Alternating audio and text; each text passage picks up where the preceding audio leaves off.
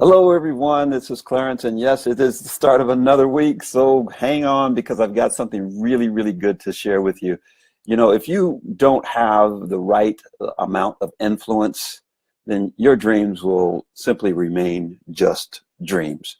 You've got to create the right influence, or you're just going to stay stuck.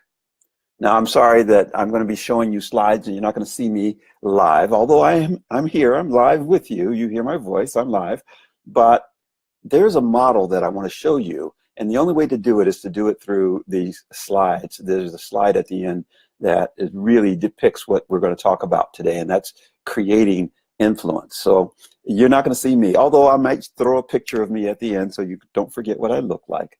But in the meantime, if influence is something that you would like to have more of and have the right kind of influence, I just ask you to like, share this, wow it, love it, comment on it as we go through this, because everything you do has an effect on your own life and in the life of others. So even the smallest things, it's like the butterfly effect. Have you heard of that one? The butterfly effect. So if you do something, there's a reaction. Every action has a reaction. And so as you simply click a button and like something and view something, it invites that thing into your existence, into your life. So we're going to talk about the way to influence others, to create influence with others in a very powerful, powerful way.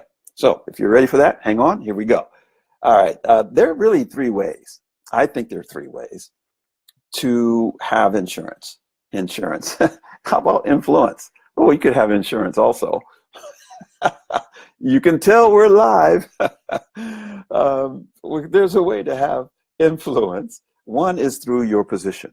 I mean, if you're in charge, if you own your own business, if you're the boss, like this, this woman or this man, I mean, obviously this man is exerting a certain amount of negative energy there, but he's influential because of his position. Your position creates a level of influence for you.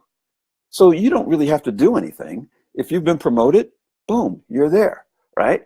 But understand, influence doesn't come, the real influence that I'm speaking of is called leadership influence. And being in charge because of your position is not being a leader. So if you really want the right kind of influence, we're going to have to dig a little bit deeper. There's the other kind of influence, the second of the three, that's called, I call it motivation. You can motivate people and influence them that way. It's this old carrot and stick. That's motivation. So you can dangle out a promise of a reward to someone and motivate them and influence them that way. Or you can threaten people. You can threaten them with this stick, with the threat of punishment that will also motivate people. Now, this is something that's used every day on us, and it's used by us. Yes, I use it as well. We all use it in one form or another. It's not as egregious as this, obviously, but there are things we do. Hey, if you don't call me, and then, we're not going to, whatever. If we don't text me, have you ever had someone just get mad at you because you didn't call them or you didn't text them? Or you have had situations where if you didn't do what they wanted you to do, you were kind of in trouble? That's the stick. You're motivated to do something because if you don't, you're gonna suffer the ire of that individual. Or, if you're nice to me, then I'll be nice to you. That's that carrot. So carrot and stick motivation happens in business and it happens in life. But there's a third way. You've got the first way, your position. You've got the second way, the motivation. There's a third way, which I call the leadership influence. There's four steps, four powerful steps to create this level of leadership influence. And it all starts with you. Now, if you remember, we have talked about how your thoughts create emotions and you have the choice and the actions that come from that create the reality that you live in. We talked about all of that. That's all about you. We talked about your emotional intelligence and being self-aware and being able to self-regulate and having empathy and social skills and motivation of yourself. We talked about those things as being a part of you. That's important. But let's face it, if you're going to realize your greatness, if you're going to realize the dreams that you have, you need others. You need other people that you can influence, that you have to have influence. Now, who is it that we're talking about? We're talking about who you surround yourself with, remember? So when you surround yourself with certain types of people, it means everything. And it begins to shape your journey. It begins to really map out your journey, and it determines where you end up. But the first step to this is being able to contribute to that influencer. Contribute to the people you're surrounding yourself with. Not just having them around. It's not just your crew that you're hanging out with, but you have to give. Imagine that. The first step to influence is giving. Giving of yourself. Giving something that's of value to that person that they will take and receive as value. Now, how do you know who this person is? The person is an influencer, first of all. And how do you know when they're receiving value? Well, you have to pay attention. You have to pay attention to what's important to them. They always tell you what's important to them. They tell you in so many different ways. People always tell you what's important to them. If you walk into someone's office, take a moment and just look around their office. You see what they have in their office. See if they have family photos. See if they have awards. See if they have pictures on the wall of them shaking hands with the local politicians. See what it is that they surround themselves with in their office. That tells you a lot about a person. If you receive a lot of emails from them, what's the subject line of most of their emails? There's kind of a thread that walks through what's important to them as they send you information. If they're always sending you humorous jokes and videos of funny things, then humor is very important to them, right? If they're always sending you things that are of a political nature, then that must be something that's important to them. Just pay attention to their conversation. What are the subjects that come out of their conversations? Is it religion? Is it movies? Is it TV? There's so many hints, so many clues that people give you all the time. What are they wearing? How do they dress all the time? There are 1,000,001 clues out there. So pay attention to those, because that will tell you what's of value to them. And when you give, you must give something that's of value to them. Now, when we talked about giving before, we talked about giving. True giving is giving of what's of value to you. But in this case, if you want to create influence, you must give something that's of value to them. Make sense? Good, because we're moving on. Because once you've done that, what happens from there is you created a level of appreciation from that influencer. That appreciation is something that's basically that person says thank you. That person is thankful. They're grateful for you. They're grateful for your contribution. They're grateful for what you've given to them.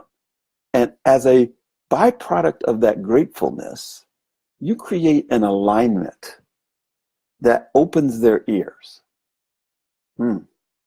Not that they're wanting to know what you have to say, because quite frankly, they probably don't want to know what you have to say or don't really care. But it creates a level of alignment that naturally opens their ears to you, because one of the things that they're listening for is what's the next thing you're going to give them.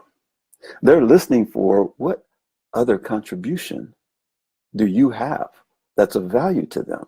They're listening for and looking for something else that just supports this relationship that you're creating with the influencer. All right? Once you've done that, once they have started to align themselves and listening, now you have an opportunity.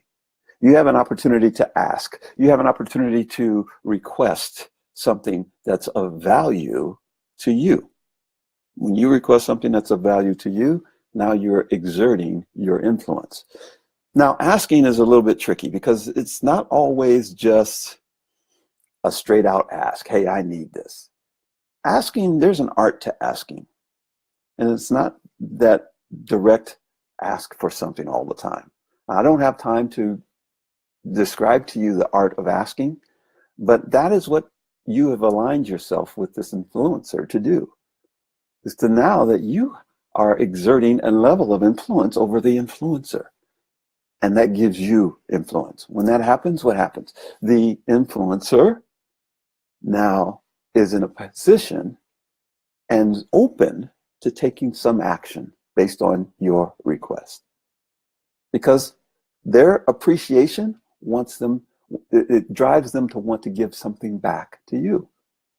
Your gift to them turned into an appreciation, which allowed you to make a request, and now they take action to give you value. The influencer value contribution comes back to you. When you receive this, you have a level of appreciation for that. And because of your appreciation and alignment, you're always listening for what the influencer needs next. And that cycle continues. This is a never-ending cycle. Now, what's beautiful about this is that you do this with not only this influencer, but you do it with other influencers. Once you've learned the art of positioning yourself, you now have a tool that you can use to influence 1, 2, 3, 4 other major influencers in your life. Wow. If you want to create leadership influence, this is how you do it. It's not simply give me something, I'll give you something. There is an art to this. To master this takes a little bit of practice. This is not simply a quid pro quo. It is not quid pro quo. I can't say that enough. This is not quid pro quo. This is influencing the influencer through relationship building. Okay? All right. So there, I know I've gone way over my time limit today, but that's okay. I want this. I'm going to just turn the clock off from now on because there's such great info that I want to share with you. So feel free to like and share and wow this and love this and comment on it. Subscribe to my YouTube channel. You can go to clarencecaldwell.com to get this book, Escape from Average, where I go over confidence and commitment and courage and choice and all of those great laws that help you rise and lead. Okay? I hope you enjoyed it. Remember, have a great week and always love yourself.